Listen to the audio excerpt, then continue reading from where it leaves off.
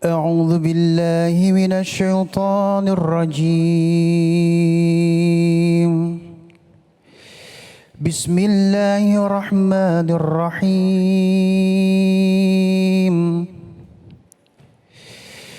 واخفض لهما جناح الذل من الرحمة وقل رب ارحمهما كما ربياني صغيرا صدق الله العظيم.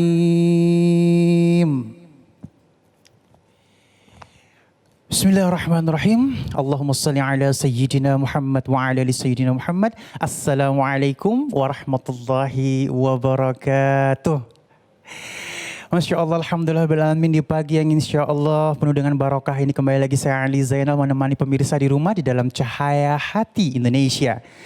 Dan surat yang tadi Ali bacakan memiliki makna bahwasanya kita harus selalu menyayangi kedua orang tua kita. Sebagaimana mereka menyayangi kita dan mendidik kita sewaktu kecil, Masya Allah ya. Dan nanti insya Allah akan ada tema-tema yang sangat luar biasa buat kita. Di antaranya ada tema bakti anak kepada orang tua, husnuzon dan suuzon, uangmu uangku, uangku bukan uangmu, Masya Allah ya. Dan nanti kita akan bertemu dengan guru-guru kita yang dimuliakan Allah Subhanahu Wa Taala, Al Ustadz Solmed, ada Ustadz Aswan, dan selain itu juga ada ngaji yuk bersama Ustadz Syam. Nah, untuk ngaji yuk ini pemirsa di rumah boleh siapkan Al-Qur'annya, alat tulisnya. Insya Allah banyak ilmu barokah yang akan kita dapatkan. Dan untuk pertanyaan boleh kirimkan pertanyaan Anda lewat Instagram kita di @cahayahati_inews, Masya Allah ya. Dan untuk itu mari sama-sama kita akan mendengarkan tausiah yang pertama yang insya Allah akan dibawakan oleh guru kita Al Ustadz Solmed dengan bakti anak kepada orang tua. Bismillahirrahmanirrahim. Assalamualaikum warahmatullahi wabarakatuh. Alhamdulillahirabbil alamin. Assalatu wassalamu ala sayyidina wa nabiyyina Muhammadin sallallahu alaihi wasallam wa ala alihi wa ashabihi ajmain. Pemirsa Cahaya Hati Indonesia iNews di mana saja Anda berada, kita semua mudah-mudahan berharap berkah dari Allah Subhanahu wa taala, dan kita doakan mudah-mudahan orang tua kita yang masih hidup senantiasa diberikan kesehatan, kekuatan, kebaikan dan ketaatan oleh Allah Subhanahu wa taala. Dan orang tua yang sudah wafat, semoga segala dosa-dosanya diampuni oleh Allah Subhanahu wa taala, kesalahannya dimaafkan, dijadikan kuburnya raudhah min riyadil jannah.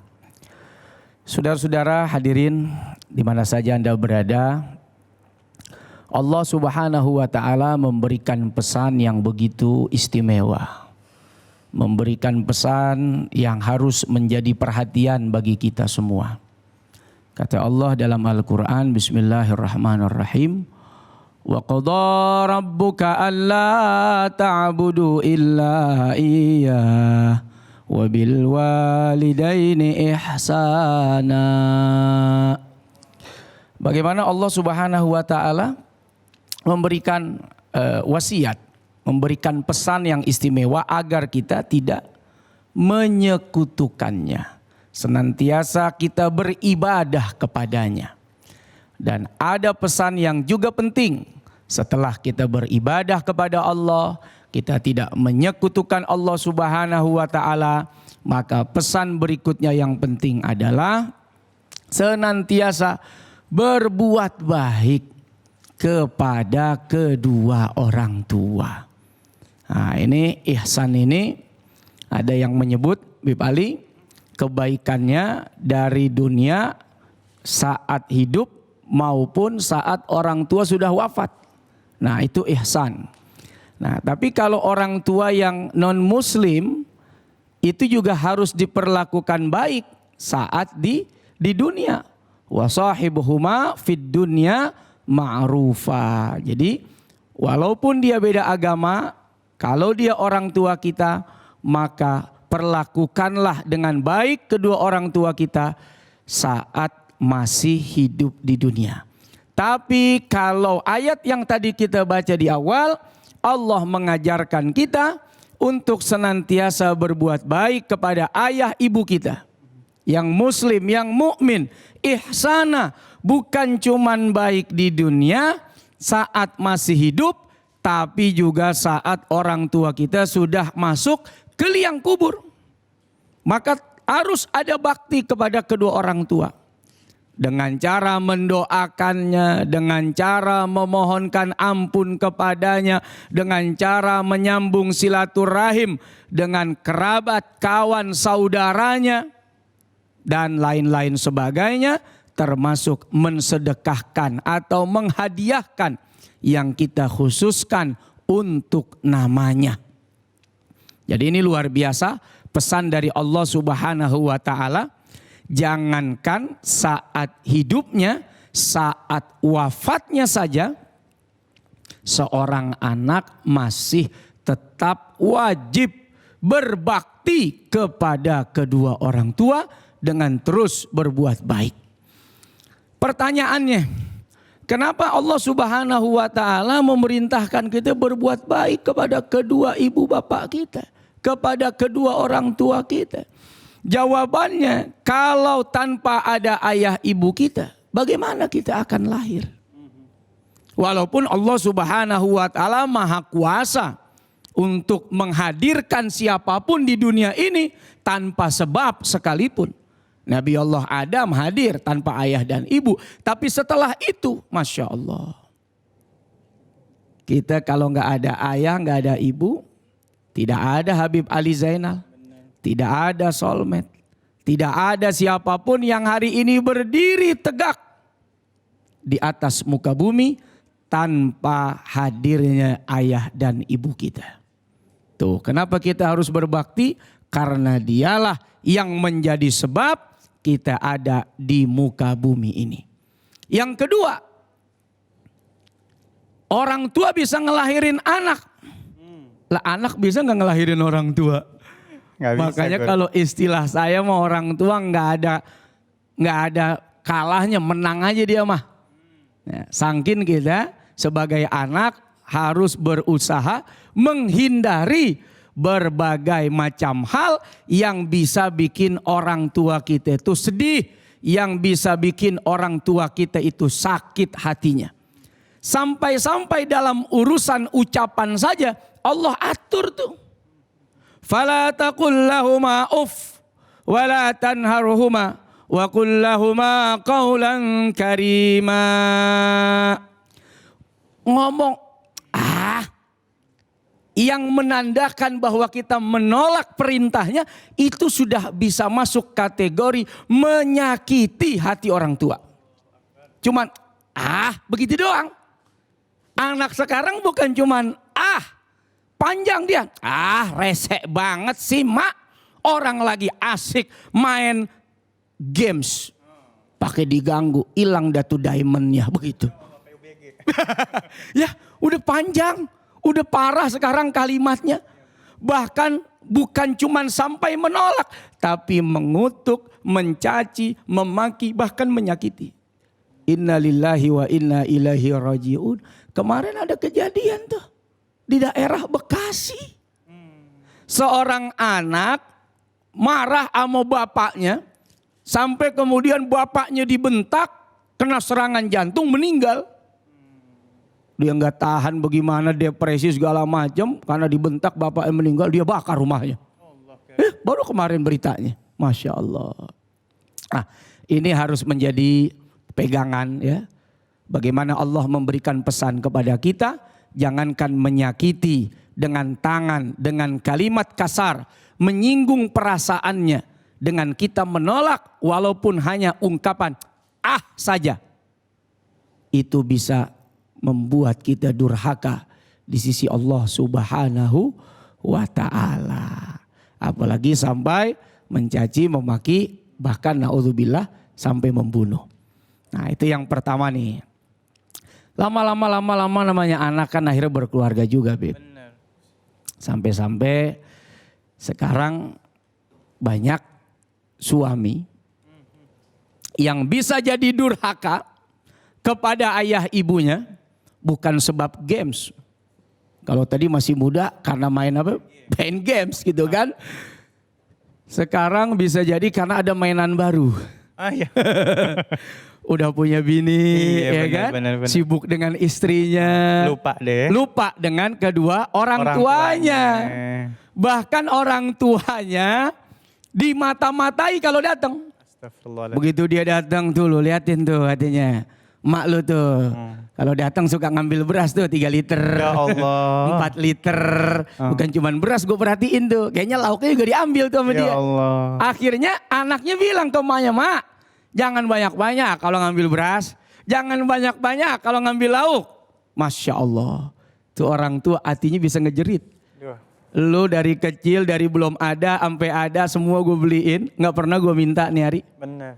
Gak pernah gue tagih apa yang udah gue kasih. Kan begitu kalau orang tua mau ngomong. Iya. Tapi orang tua sekali lagi tidak pernah bicara seperti itu kepada anaknya. Karena orang tua tidak pernah berhitung kepada anaknya sepeser pun sedikit pun. Dan wahai para menantu, ini juga menantu yang perempuan khususnya perlu menyadari bahwa kewajiban seorang suami itu masih tetap harus ada kepada ayah dan ibunya. Tapi kalau istri itu kewajibannya sudah mulai pindah kepada suaminya. Artinya kalau suami Anda baik kepada orang tua Anda, biarkan. Karena itu jalan surga. Kenapa begitu? Sebab kalau Allah Subhanahu wa taala ridho kepada Anda punya suami, nanti Allah gampangin rezekinya. Nah kalau gampang rezekinya, yang senang siapa? Kita. Kan yang senang bini juga. Yang senang istri juga. Jadi jangan sampai gara-gara kita benci kepada mertua, akhirnya suami kita jadi durhaka sama orang tuanya, yang sengsara yang susah tuh kita. Bini ikut susah, anak ikut sengsara. Gara-gara apa? Terpengaruh kepada istri yang melarang, yang membatasi bakti atau kebaikan suaminya kepada kedua orang tuanya. Jadi ini mesti diperhatikan betul-betul, wahai para istri. Kalau suamimu berbuat baik kepada ayah ibumu, biarkan kebaikannya mengalir, karena di sana ada ridhonya Allah Subhanahu wa taala. Dan kalau Allah sudah ridho, itu surga. Kalau surga ya yang asli nanti Jannatun Naim, surga yang benar-benar penuh dengan kenikmatan, sudah dijanjikan oleh Nabi SAW buat orang yang berbakti kepada kedua orang tua. Apalagi dunia yang cuman sorga-sorgaan. Lah dunia sorga-sorgaan. Ini hari punya, besok hilang. Ini hari ada, besok udah dijual. Apalagi musim corona, Masya Allah banyak orang berubah jadi pedagang. Apaan aja didagangin, kulkas didagangin, rice cooker didagangin, mobil didagangin. Sampai habis semuanya, jadi pedagang semua. Ini sorga-sorgaan. Apalagi cuman dunia yang sorga-sorgaan. Lah sorga beneran aja dikasih oleh Allah Subhanahu wa taala. Bagi siapa? Bagi anak yang berbakti kepada kedua orang tuanya. Nah, jadi ini pesan yang kedua yang ingin saya sampaikan. Ada banyak sebab anak durhaka kepada orang tua. Yang pertama, bisa karena pendidikannya. Yang kedua, karena kelalaiannya. Kalau masih muda, dia lalai dengan teman-temannya, dia lalai dengan permainannya. Dan yang ketiga sekarang, banyak anak lalai kepada orang tua disebabkan karena istrinya. Ya Allah. Masya Allah ya, ini kalau misalnya saat ini kita masih punya orang tua, dijaga baik-baik ya. Insya Allah orang tua itu keramat ya dunia dan akhirat insya Allah ya. Baik guru, ini benar-benar mudah-mudahan bisa menyentuh kita. Mungkin saat ini kita terjauhkan dari orang tua, kembali silaturahim kita dijaga sama orang tua kita ya. Baik, Masya Allah, ini alhamdulillahirrahmanirrahim sudah ada pertanyaan guru, mohon izin Ali bacain. Di sini dari @Herlina Putri 511. Ya Allah, ini kayaknya zaman sekarang nih akhir zaman balik ke zaman jahiliyah kayak gini sebenarnya. Jadi kadang-kadang bingung, ini akhir zaman atau zaman balik ke zaman jahiliyah sih? Soalnya sampai ada yang kayak gini nih. Bagaimana hukum dalam Islam? Ya Allah, pakai nanya lagi nih ya. Ketika seorang adik berniat memutuskan tali ikatan darah terhadap seorang kakak. kakak beradik pengen putus ikatan darahnya, Masya Allah. Silakan Ustaz. Iya, silaturahim. Silah nyambung, rahim kasih sayang. Nyambungin kasih sayang yang udah Allah Subhanahu wa taala berikan kepada kita. Iya. Lewat rahim ibu kita, kita diajarkan kasih sayang tuh. Bagaimana mak kita kalau makan, ya, yang dipikirin siapa? Anaknya. Iya. Gua nggak mikir gua gemuk, gua nggak mikir gua diet, gua nggak mikir bagaimana nanti berat badan naik. Dia nggak pikirin tuh. Yang dia pikirin apa yang dia makan. Makannya nak, Masya Allah. Dari mulai kita belum lahir, emak kita udah ngajarin arti kasih sayang. Bagaimana memberi tanpa memikirkan diri. Iya. Nih orang tua, makanya disebut silaturahim, nyambung tali rahim. Bahwa kita ini hadir dari setiap rahim orang tua kita. Jangankan kepada adik kakak yang satu rahim, satu kandung. Kepada orang lain aja nggak boleh kok mutusin silaturahim. Ancamannya neraka. Ancamannya siksa yang pedih. Ada dosa yang Allah ampunin, tapi ada dosa yang Allah tidak ampunin saat dia punya permusuhan kepada orang lain. Gara-gara dia bermusuhan pada orang lain, banyak dosa yang Allah tidak ampunin dari dosanya. Itu kepada orang lain. Ketika kita bermusuhan, lalu kita tidak saling memaafkan, lalu kita tidak menyambung tali rahim kita. Bagaimana dengan adik kita atau kakak kita yang satu darah, satu daging, satu orang tua, satu tempat rahim, sama-sama kita dari rahim emak kita. Nah tentu dosanya jauh lebih dahsyat, jauh lebih besar. Nah, bahkan akibatnya juga bukan cuma berakibat pada diri si abang dan si adik, tapi sampai ke anak-anaknya nanti. Ikut terbawa. Terbawa emosi, terbawa permusuhan. Jadi begitu panjang ya. Silaturahim yang diputus oleh adik kakak itu bisa memutus silaturahim sampai kepada anak-anak, artinya keponakan-keponakan terus berlanjut. Kenapa? Karena melihat kedua orang tuanya tidak akrab atau banyak ketersinggungan yang akhirnya membuat si anak menjadi saling membenci. Dia benci kepada omnya. Yang ini dia benci kepada omnya. Lama-lama dia saling benci antara ya sama-sama sepupu. Terus akhirnya seperti itu. Naudzubillah min dzalik. Aduh, ini jadi dosa multi level ya ke bawah. Terus Masya Allah ya. Baik, terima kasih Ustadz ilmunya, Masya Allah. Jamaahku yang dimuliakan Allah Subhanahu wa taala, insya Allah sesaat lagi kita akan bertemu dengan guru kita Al Ustadz Aswan dengan subtema kita Husnuzon dan Suuzon. Tetap bersama kami di Cahaya Hati Indonesia.